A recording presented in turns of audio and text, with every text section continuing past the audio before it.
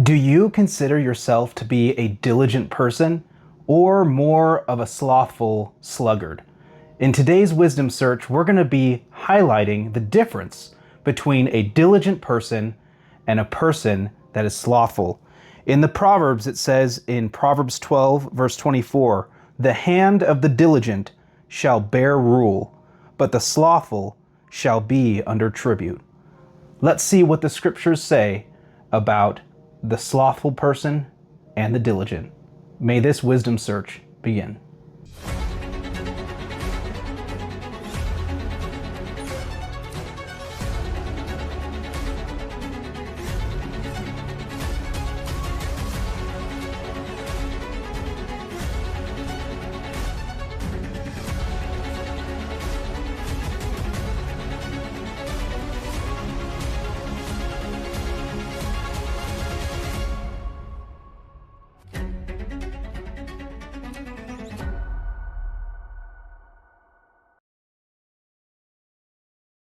The topic of this episode is a tough one. At times, it may not be easily apparent that someone has developed slothful tendencies or has been struggling in the area of diligence. We all think at times that we're being the most productive that we can be, but at times we deceive ourselves. This certainly is a struggle in my life, and it very well may be in yours. As we dive into the difference between a slothful person and a diligent person, 7 symptoms of a slothful person are very apparent. And I'll be reading direct quotes as well as scripture from this manual from the Institute of Basic Life Principles, Inc., from Oak Brook, Illinois, which outlines a lot of information about diligence versus a slothful person. But number 1, it states, he does not believe that he is slothful.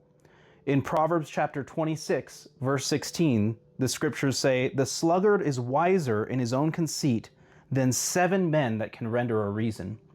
And he thinks that he is being very wise or diligent, but unfortunately his actions reveal otherwise.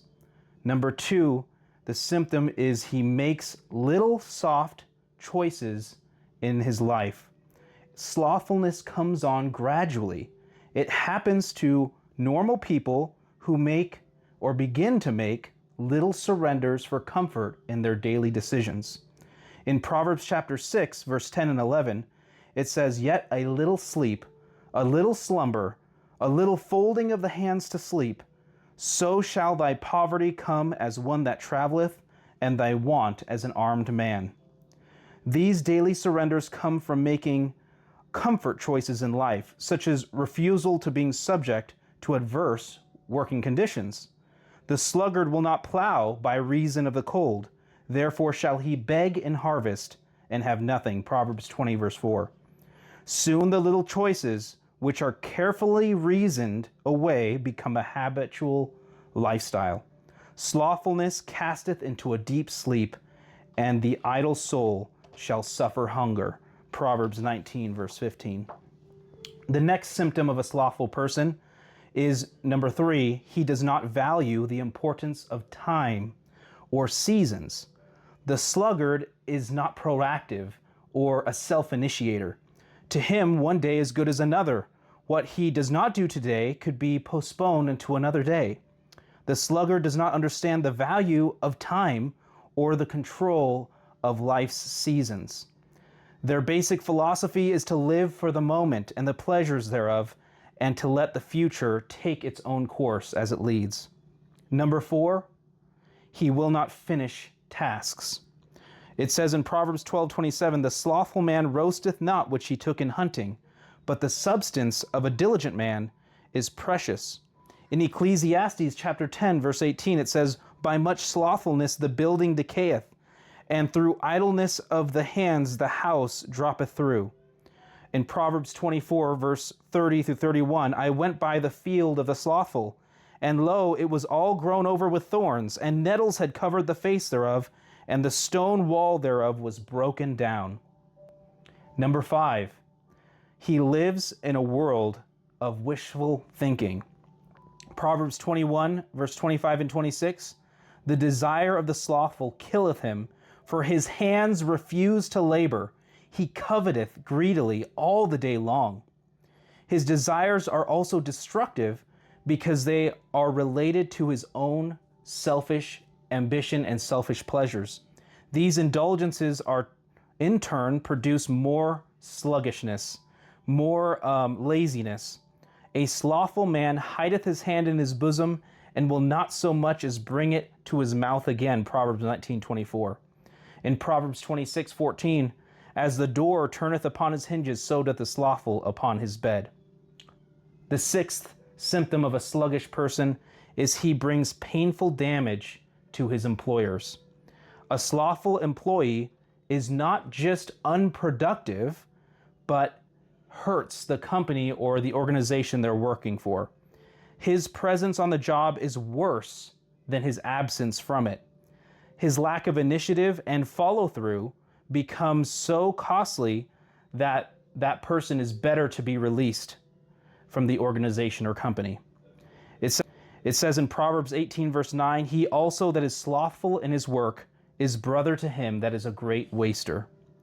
In Proverbs chapter 10, verse 26, as vinegar to the teeth and as smoke to the eyes, so is the sluggard to them that send him. And finally, an indicator of a lazy person or a sluggard is he is victim of self-induced fears. Slothfulness results in fears that are then reinforced by more slothfulness. These fears are based on the fact that the sluggard is a realist up to a point. He knows that he must have a source of food. Rather than stealing it, he will beg for it. His lack of food is a result of making soft choices and the fears which rationalized his choices. The slothful man saith, there is a lion without, I shall be slain in the streets. Proverbs 22:13. There are ways to overcome slothfulness in our life. Number one, if we are able to counteract and to combat laziness with hunger. It says in 2 Thessalonians chapter 3, verse 10, if any would not work, neither shall or should he. There is a powerful principle of hunger that will enable more productivity as well as proactivity. Number two, learning the principles of diligence. If we were to examine the ant, as it says in Proverbs 6:6, go to the ant, thou sluggard, consider her ways, and be wise, we would realize how the ant, without a taskmaster, will go to great lengths to accomplish the job that they are out to accomplish. They work while they can, and then when the season comes where they're no longer able to work, they have enough stored away to last till the next opportunity. Another way we can combat laziness in our life is to learn the discipline of rising up early in the morning. If we put first things first in our life and we wake up early, rejecting the tendency to sleep in and to focus on God first thing in the morning, it certainly will enable us to be more diligent throughout the day. And finally, learning to respect the urgency of time. Time is limited.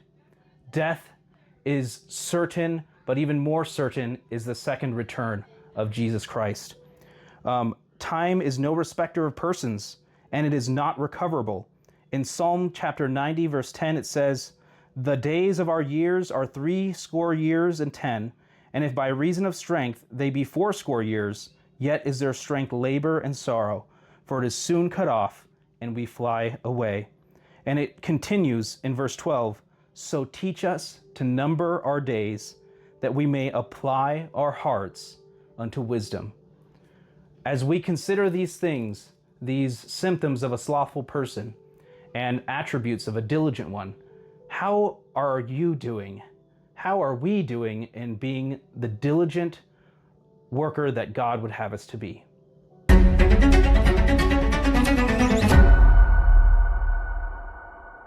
Thank you so much for watching this next episode of Wisdom Search. I hope it was a blessing and a challenge to you. We certainly all have areas we could be more diligent in. Again, I thank you, and I hope you will take the time to like, subscribe, and to maybe put a comment on this episode. And I hope that you have a great rest of your day. And may God bless you in your search for wisdom.